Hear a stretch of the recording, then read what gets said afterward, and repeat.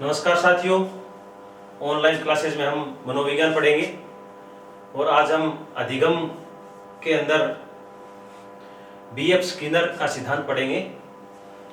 मनोवैज्ञानिक है BF Skinner. BF Skinner, BF का पूरा नाम हुआ ब्यूरस फ्रेडरिक।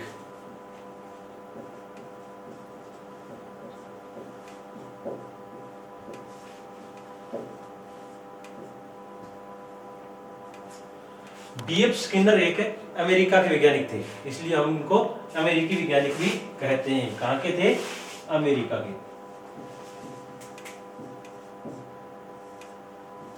ये अमेरिका के रहने वाले थे। इन्होंने अपना एक सिद्धांत दिया जो मनोविज्ञान के अधिगम के अंदर महत्वपूर्ण सिद्धांत है और उसका नाम है क्रिया प्रसूत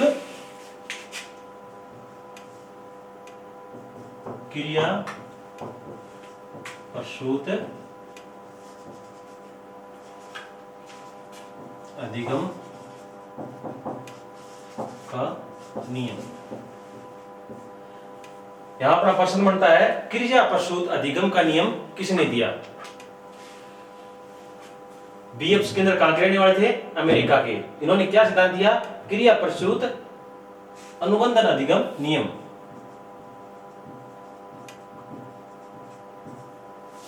तो इनका नियम क्या है? क्रिया प्रसूत अनुबंधन अधिगम का नियम। अब इसके हम देखते हैं कि इनको जो नियम दिया, कौन सा नियम? क्रिया प्रसूत अधिगम अनुबंधन का नियम। इसको आर टाइप थ्योरी बोलते हैं। क्या बोलते हैं? R type theory.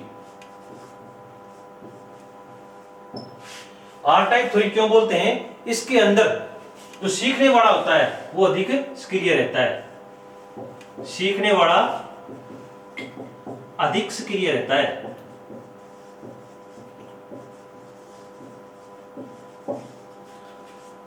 सीखने वाला अधिक सक्रिय हो गया मतलब अपना उद्दीपक कमजोर हो गया, और जब उद्दीपक कमजोर हो गया तो अपना स्टिमुलस एस नहीं आएगा। इसमें आर टाइप थ्योरी बोला गया है। क्यों बोला गया है? कि इसमें सीखने वाला अधिक सक्रिय रहता है, इसलिए हम इसे आर टाइप थ्योरी बोलते हैं। आर टाइप थ्योरी का एक कारण और भी है, क्योंकि इसके अंदर जो अधिगम का बीएफ स्किनर ने नियम दिए हैं, क्रिया प्रसूत अनुबंधन का नियम, इसके अंदर पुनर्बलन को बहुत अधिक महत्व दिया गया है। किसको महत्व दिया गया है? पुनर्बलन को।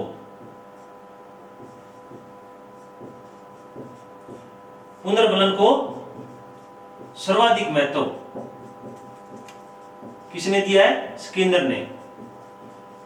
क्वेश्चन बनता है, अधिगम के नियम में सबसे अधिक पुनर्बलन को महत्व किसने दिया? तो अपना उत्तर होना चाहिए बीएफ स्किनर, ब्यूरस फ्रेडरिक स्किनर। इन्होंने क्या कहा कि जब भी कोई प्राणी सही क्रिया करता है तो उनको तुरंत पुनर्बलन दिया जाना चाहिए या पुनर्बलन दिया जाना चाहिए। जब भी कोई प्राणी क्या करता है? क्रिया करता है। जब भी प्राणी क्रिया करता है तो इनको पुनर्बलन देना चाहिए। सही क्रिया, क्या प्राणी अनेक क्रिया करता है? जब भी वो सही क्रिया करेगा तो इसको तुरंत क्या है? पुनर्बलन मिलना चाहिए। और इसे तुरंत पुनर्बलन के कारण वो क्रिया को बार बार दोहराएगा और जो इसे सीखेगा इसे ही हम अधिगम कहते हैं। इनके अधिगम कैसे बताया? कि यदि किसी प्राणी को यदि सही क्रिया होते ही तुरंत पुनर्बलन दिया जाए तो वह प्राणी अधिक क्रिया करेगा और उनको हम जिससे अधिगम होगा। अब पुनर्बलन को सर्वाधिक महत्व देना, सर्वाधिक महत्व किसने दिया? पहला प्रश्न बीएफ स्किनर ने। बीएफ स्किनर कहां के थे? अमेरिका के। इनके द्वारा दिए गए सिद्धांत का क्या नाम है? क्रिया प्रसूत अनुबंधन अधिगम। इसको आर टाइप थ्योरी बोलते हैं। क्यों बोलते हैं? कि इन्होंने सीखने वाले को अधिक सक्रिय बताया है, न कि उद्दीपक को। पुनर्बलन को इंग्लिश में रिफोर्समेंट भी कहते हैं, इसलिए इसे आर भी आया है। तो अपना क्या होगा?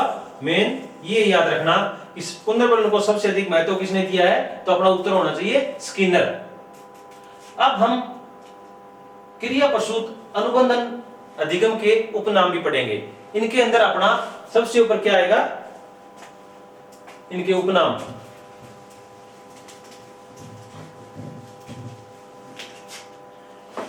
पहला अपना होगा नैवेतिक अनुबंधन, नैवेतिक अनुबंधन,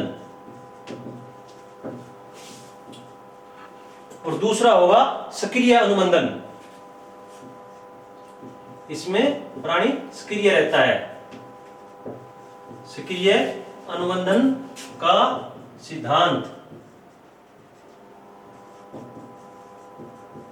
तो पहला अपना कौन सा हो गया, नैवेतिक, और दूसरा हो गया अपना सक्रिय, और तीसरा हो गया कार्यात्मक अनुबंधन। तीसरा कौन सा हुआ, कार्यात्मक,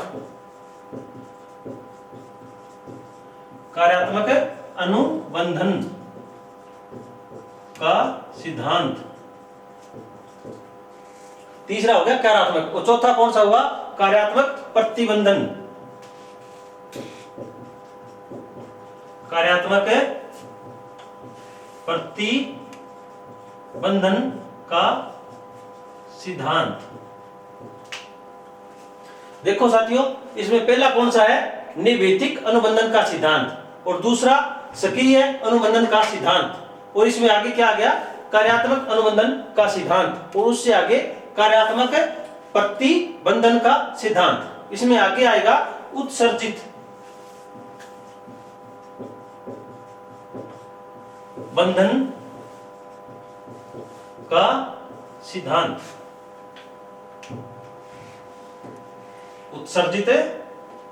उत्सर्जित बंधन का सिद्धांत।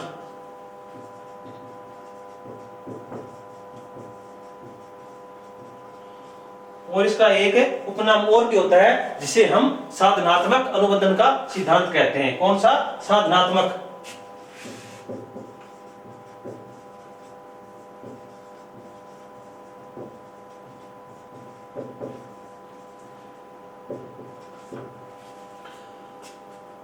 एक बात इसमें ध्यान से देना, इसके अंदर सर्वाधिक महत्व किसको दिया गया, पुनर्बलन को। लेकिन इनके सिद्धांत है जो दिए हुए, इनके अंदर नामों में कहीं पुनर्बलन नहीं है। ये थोड़ा सा कई बार क्या है, बच्चे डबल माइंड हो जाते हैं कि सर्वाधिक महत्व किसने दिया, किसको दिया, पुनर्बलन को। लेकिन इनके सिद्धांत में पुनर्बलन नाम नहीं है। पुनर्बलन के नाम ज्यादातर जो सीएल क्लार्क ने दिए थे, सीएल हल ने, क्लार्क सीएल हल, उसके सिद्धांत इसके बाद पढ़ेंगे। उनके अंदर पुनर्बलन नाम ज्यादा होगा, लेकिन महत्व कम दिया गया है। इसमें क्या है, पुनर्बलन को महत्व ज्यादा दिया गया है, लेकिन सिद्धांत में कहीं नाम नहीं है। थोड़ा सा अपना दिमाग में अपने क्या होता है कि जहां भी पुनर्बलन नाम होगा, जो हम सीएल हल के द्वारा दिया गया नियम है, उसके नियमों में पुनर्बलन या बलन का नाम ज्यादा आएगा, लेकिन महत्व उन्होंने कम दिया, पुनर्बलन को इन्होंने अधिक महत्व दिया। तो इनके क्या क्या नाम थे, नैवेतिक अनुबंधन का सिद्धांत, दूसरा नाम दिया सक्रिय अनुबंधन का सिद्धांत, इसके बाद कार्यात्मक अनुबंधन का सिद्धांत, कार्यात्मक प्रतिबंधन अनुबंधन का सिद्धांत, और उत्सर्जित बंधन का सिद्धांत। अगला है साधनात्मक बंधन का सिद्धांत। थोड़ा इसको हम याद कैसे करेंगे, जैसे थोड़ा छोटी सी ट्रिक सोच लेते हैं। जैसे यदि व्यक्ति निर्भीक और सक्रिय होकर कार्य करता है, क्या करता है, कार्य। यदि व्यक्ति निर्भीक और सक्रिय होकर कार्य करता है, तो उसके कार्य में आने वाली बाधा कार्यात्मक प्रतिबंधन, प्रतिबंधन बाधा है वो कम हो जाती है। ऐसे कार्य करने के लिए क्या है, उस कार्य के लिए साधनों की कोई महत्व नहीं रहता। कई बार अपने सोचते हैं ना, यदि पढ़ने के लिए साधन अधिक होंगे तभी हम कामयाब होंगे, लेकिन इसमें क्या लिखा है, उसके लिए साधन कम हो तो भी अपना कार्य चलेगा। तो अपनी ट्रिक क्या हुई, निर्भीक और सक्रिय होकर कार्य किया जाता है तो कार्य में आने वाली बाधा है वो कम हो जाती है। इसके लिए साधनों की भी आवश्यकता नहीं है। तो ये हो गया अपना पुनर्बलन बीएफ स्किनर का सिद्धांत। इसका मेन नाम क्या है, क्रिया प्रसूत अनुबंधन का सिद्धांत। अपना मुख्य क्या हुआ, क्रिया प्रसूत अनुबंधन का सिद्धांत। ये इसके उपनाम हो गए। अब इसमें क्या है मेन, कि जब भी प्राणी सही क्रिया करता है तो उसको तुरंत, मेन चीज क्या है, सही क्रिया करते ही तुरंत पुनर्बलन, इसमें पुनर्बलन को ज्यादा महत्व दिया गया है। इन्होंने एक प्रयोग किया चूहे पर। किस पे प्रयोग किया? चूहे पर। इन्होंने चूजे पर भी प्रयोग किए हैं।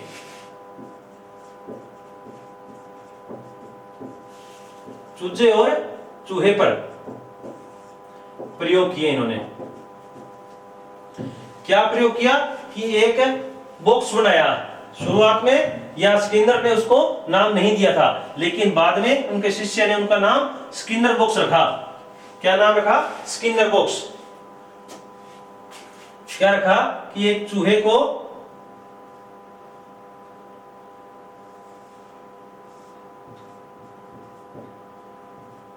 एक बॉक्स में बंद कर दिया,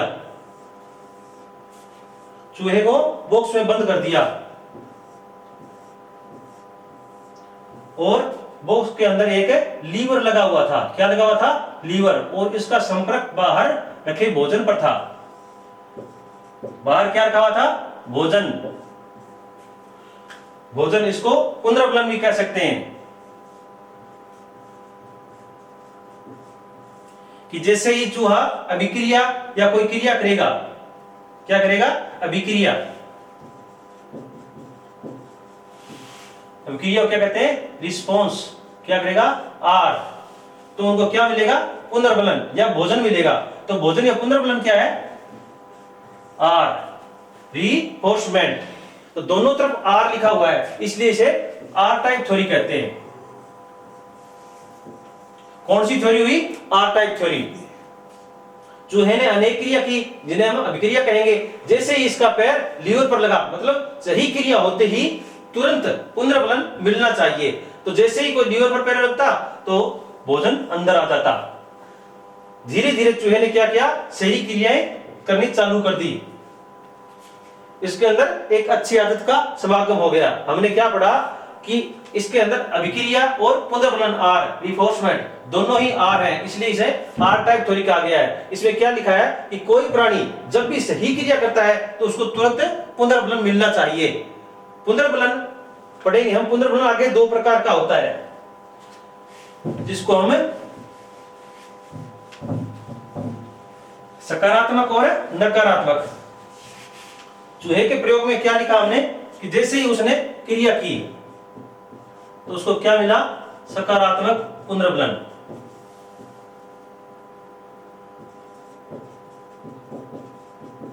क्या मिला? भोजन। तो भोजन मिला तो इसको क्या कहेंगे? सकारात्मक। जब पुनर्बलन सकारात्मक होगा तो ये बार बार होगा, प्राणी बार बार करेगा या दोहराएगा। पुनर्बलन को, अपनी अभिक्रिया को दोहराएगा। सही क्रिया हुई, तुरंत पुनर्बलन मिला, और ये क्रिया को बार बार दोहराएगा। और सक्रिय सकारात्मक पुनर्बलन कौन से होते हैं? जैसे पुरस्कार, प्रशंसा,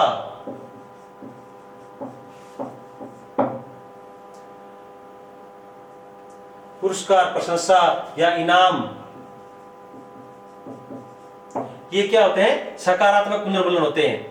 इसके अंदर क्या होता है कि उसको पुरस्कार, सम्मान या इनाम कुछ दिया जाता है। तो ये यदि प्राणी को इनमें से कुछ भी मिलता है तो वो क्रिया को बार बार दोहराएगा। इसे बोलते हैं सकारात्मक पुनर्बलन। और इसका दूसरा भाग है नकारात्मक पुनर्बलन। कौन सा हुआ? नकारात्मक पुनर्बलन। इसमें क्या होता है कि इसमें प्राणी को दंड दिया जाता है। यदि हम चूहे की बात करें, चूहे को क्या मिला? भोजन। यदि लीवर दबाते ही इसको कोई डंडा पड़ता तो ये क्रिया को दोहराता, इसमें क्रिया को नहीं दोहराता। इसमें क्या है? क्रिया को नहीं दोहराता है। चूहे के यदि डंडा पड़ता तो एक ही बार लीवर को दबाता, इसके बाद दोबारा लीवर को दबाने की कोशिश नहीं करता, मतलब अभ्यास नहीं होगा, इसके अंदर बार बार होगा। और नकारात्मक पुनर्बलन क्या आते हैं? जैसे दंड देना, उसको किसी चीज का भय दिखाना, भय के कारण भी नकारात्मक पुनर्बलन आता है, या इसको रोकना ताकि ये दोबारा ऐसी क्रिया ना करे। इस प्रकार हम इस पूरे प्रयोग को पढ़ा, स्किनर के प्रयोग को। इसमें क्या था? क्रिया प्रसूत अनुबंधन अधिगम, बीएफ स्किनर ने दिया। इसमें क्या था? पुनर्बलन को ज्यादा महत्व दिया गया। इसको आर्काइव थ्योरी कहते हैं। ये कहां के थे? अमेरिका के रहने वाले थे। तो हमने क्या पढ़ा कि एक चूहे पर पूरा प्रयोग पढ़ा। अब इसका शिक्षा में क्या महत्व है? हम शिक्षा में महत्व देखें तो इनका शिक्षा में भी अच्छा महत्व है। इन्होंने क्या किया? अभिकर्मित अनुदेशन, अभिकर्मित अनुदेशन, ये शब्द कहां से आया? कई बार प्रश्न आता है, याद आया कि अभिकर्मित अनुदेशन है, वो कहां से निकल कर आया? तो ये अपना क्रिया प्रसूत अनुबंध अधिगम के नियम से निकल के आया शब्द है, जिसको शिक्षा में प्रयोग किया गया। अभिकर्मित अनुदेशन शिक्षण, जिसका शिक्षा में बहुत ज्यादा महत्व है। तो शिक्षा का महत्व पढ़ रहे थे तो क्या हुआ कि इस प्रयोग को उन्होंने शिक्षा में लागू किया। दूसरा क्या होगा? यदि बच्चे को कोई सही क्रिया करते ही पुनर्बलन दिया जाए तो बच्चा सही क्रिया अपनाएगा। और क्या होगा? बच्चा गलत आदतें छोड़ सकता है दंड या भय के द्वारा, और अच्छी आदतें अपना सकता है पुरस्कार या उसकी प्रशंसा के द्वारा। तो ये था साथियों अपना बीएफ स्किनर का क्रिया प्रसूत अनुबंध सिद्धांत। और अपना अगला होगा सीएल हल। अब क्या पढ़ेंगे? सीएल हल। दूसरे वैज्ञानिक है सीएल हल। सीएल हल भी अमेरिका के रहने वाले थे। कहां के रहने वाले थे? अमेरिका के। उनकी एक पुस्तक आई, कौन सी आई? 1915 में। कब आई? 1915 में। क्या नाम था? व्यवहार के नियम या सिद्धांत, व्यवहार के सिद्धांत, सीएल हल, या सी को क्लार्क एल हल भी बोल सकते हैं।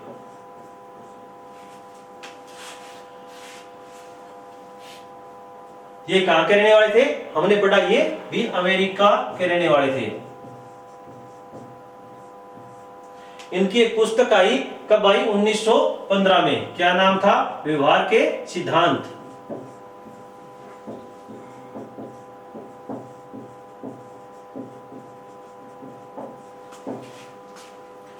सीएल हल अमेरिका के रहने वाले थे। उन्होंने की एक पुस्तक आई, व्यवहार के सिद्धांत। कब आई? 1915 में। इन्होंने इसके आधार पर या एक प्रयोग के द्वारा अपने नियम दिया। उनके नियम को क्या कहते हैं? आवश्यकता हसन या अवलोकन का नियम। क्या नाम दिया? आवश्यकता हसन या अवकलन, अवलोकन नहीं अवकलन का सिद्धांत।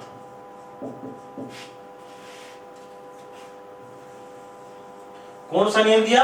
आवश्यकता हसन या अवकलन। जैसे कि नाम से सिद्ध होता है, आवश्यकता का हसन भी कमी आना, अवकलन मतलब कमी लाना। जो आवश्यकता होती है उसमें कमी लाना। इसमें क्या है? प्राणी अपनी आवश्यकताओं में कमी लाने के लिए क्रिया करता है, और जिस तरीके से उसकी कमी दूर होती है तो वही कमी दूर करने से अपना अधिगम होता है या सीखता है। इसमें क्या होता है? प्राणी जब क्रिया करता है तो उसकी आवश्यकता में कमी होती है। जैसे कोई प्राणी है, उसने क्रिया की तो क्या हुआ? क्रिया करने से आवश्यकता में कमी आ गई।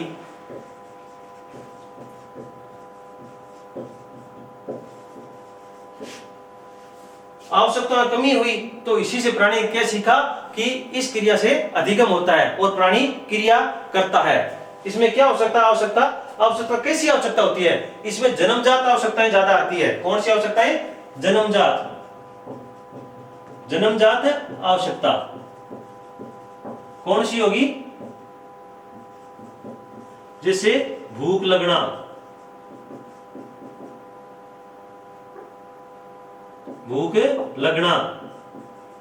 प्यास लगना। यदि किसी प्राणी को जैसे भूख लगती है या प्यास लगती है तो उसकी आवश्यकता की कमी कैसे दूर होगी? पानी मिलते ही उसकी आवश्यकता में कमी हो जाएगी। तो प्राणी ने क्या सीखा कि जब हमें प्यास लगती है और हम जब पानी पीते हैं तो हमारी आवश्यकताओं में कमी हो जाती है, और जब हमें भूख लगती है और हमें भोजन मिल जाता है तो हमारी आवश्यकता में कमी आ सकती है। तो इसे ही आवश्यकता की कमी का सिद्धांत कहा गया है। इसके उपनाम भी दिए गए हैं जो हम देखेंगे। ये कौन सा सिद्धांत है अपना? आवश्यकता हसन या अवकलन का सिद्धांत। तो इसका मुख्य नाम तो क्या हो गया ये, और दूसरा हमने क्या पढ़ा कि जीव के अंदर आवश्यकताओं की कमी लाना, तो अपना नाम होगा जैविकीय आवश्यकता। जैविकीय आवश्यकता का सिद्धांत, मतलब जीव के अंदर जो आवश्यकता होती है उसको पढ़ने के लिए हम क्या करेंगे? जैविकीय आवश्यकता का नियम। इसके अंदर और क्या होगा? एक नाम ये हो गया आवश्यकता हसन का नियम, एक हो गया आवश्यकता अवकलन का नियम, और इसमें क्या हो गया? पुनर्बलन का नियम या बलन का नियम भी इसको हम बोलते हैं। यदि हम इसको 1 नंबर, इसको 2, क्या हो गया? पुनर्बलन। पुनर्बलन का सिद्धांत या इसको सहबलन का सिद्धांत भी कहते हैं। क्या हुआ? सहबलन का सिद्धांत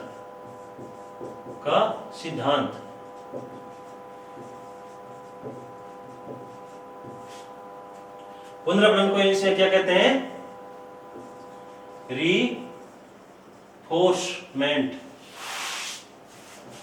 रिफोर्समेंट का सिद्धांत, आर टाइप थ्योरी, नहीं आर टाइप थ्योरी नहीं आएगा, रिफोर्समेंट का थ्योरी। तो ये था अपना क्लार्क एल हेल का सिद्धांत। इन्होंने क्या बताया कि कोई जीव अपनी क्रिया करके क्या करेगा? क्रिया, कोई भी प्राणी जब क्रिया करके अपनी आवश्यकता में कमी लाता है, क्या करता है? आवश्यकता में कमी। कोई भी प्राणी क्रिया करके जब अपनी आवश्यकता में कमी लाता है या भोजन प्राप्त करता है, आवश्यकता में कैसे हुई? भोजन प्राप्त कर भोजन क्या था उसका? लक्ष्य, या लक्ष्य को दूर करके सीखता है, इसे आवश्यकता हसन या आवश्यकता अवकलन का नियम कहते हैं। इसके अंदर ज्यादा जन्मजात जो आवश्यकता होती है जीव की, उनको दूर किया जा सकता है, जैसे जैविकीय आवश्यकता का सिद्धांत, पुनर्बलन का सिद्धांत, बलन का सिद्धांत और रिफोर्समेंट थ्योरी बोलते हैं।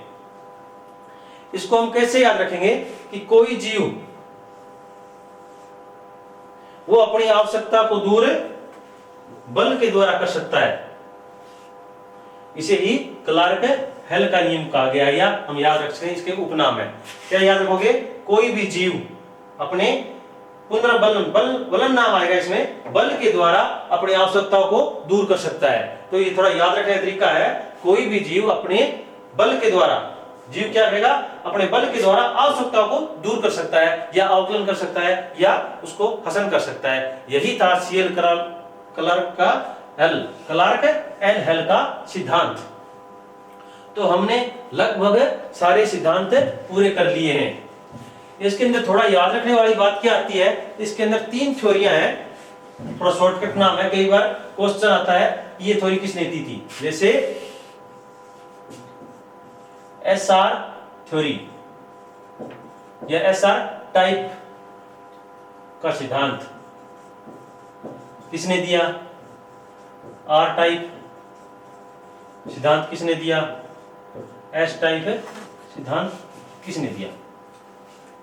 तो अपना क्या होगा? हमने सर्वप्रथम क्या पढ़े थे? थायरनडाइक का सिद्धांत।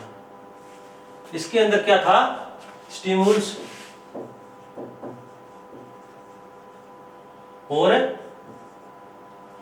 आर रिस्पॉन्स दोनों ही सक्रिय थे, दोनों चीजें सक्रिय थी, तो इसको क्या बोलेंगे? RS theory.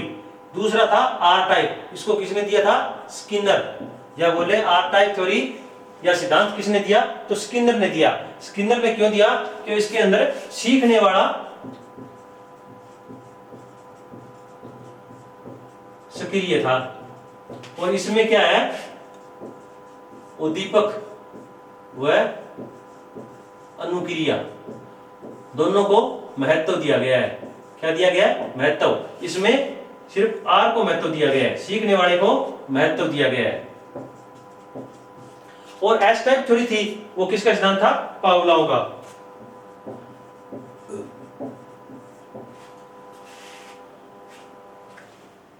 इसमें किसको महत्व दिया गया है? स्टिमुल्स।